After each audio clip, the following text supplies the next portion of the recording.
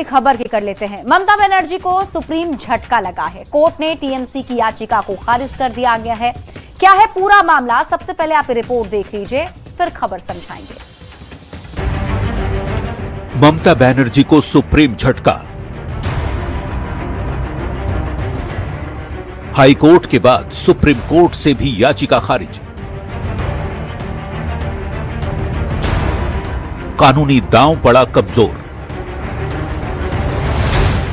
पश्चिम बंगाल का चुनाव सिर्फ सत्ता की लड़ाई नहीं बल्कि राजनीतिक वर्चस्व का भी सवाल बन गया है। जहां टीएमसी अपनी सत्ता बचाने की चुनौती में है तो बीजेपी पूरी ताकत के साथ सत्ता में आना चाहती है। लेकिन चुनाव परिणाम से पहले टीएमसी को झटके पर झटका लग रहा है। सबसे बड़ा झटका कानूनी मोर्चे पर लगा है, जहां ममता बनर्जी को लगातार निराशा हाथ लगी है। पहले कोलकाता हाईकोर्ट ने मतगणना व्यवस्था को लेकर टीएमसी की याचिका खारिज कर दी थी। अब सुप्रीम कोर्ट से भी कोई राहत नहीं मिली।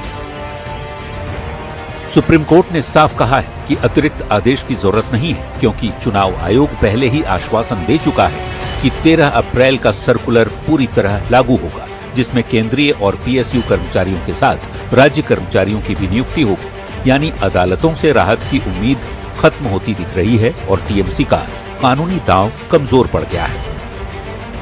चुनाव आयोग के द्वारा जब तमाम दलीलों को रखा गया, उसी के आधार पर सुप्रीम कोर्ट ने सीधे तौर पर टीएमसी की इस याचिका को खारिज कर दिया।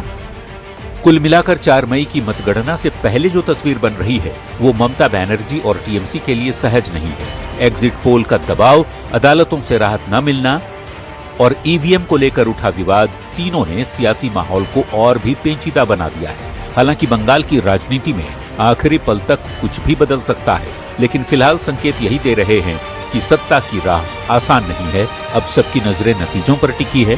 क्या ममता बनर्जी फिर वापसी करेंगी या भारतीय जनता पार्टी इतिहास रच देगी?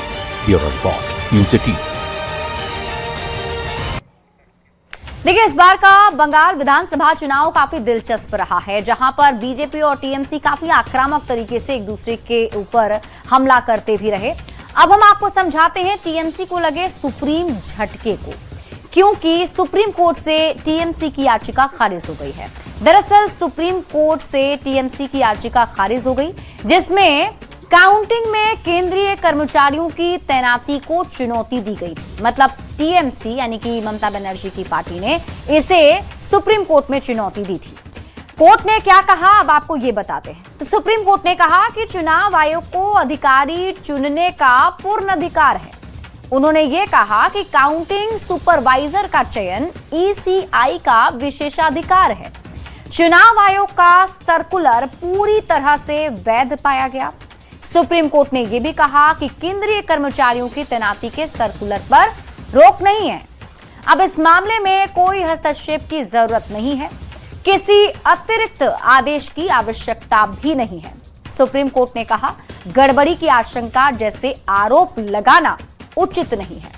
हालांकि कोर्ट ने यह भी कहा कि हर काउंटिंग सेंटर और हर एक काउंटिंग टेबल पर विपक्ष के एजेंट मौजूद रहेंगे। और जिस तरीके से सुप्रीम कोर्ट ममता बनर्जी गई थी इस मामले को लेकर के, उन्हें लगा था कि वहां से कुछ अच्छा पॉजिटिव रिस्पॉन्स मिल सकता है, लेकिन उनकी याचिका खारिज कर दी गई है। बढ़ते हैं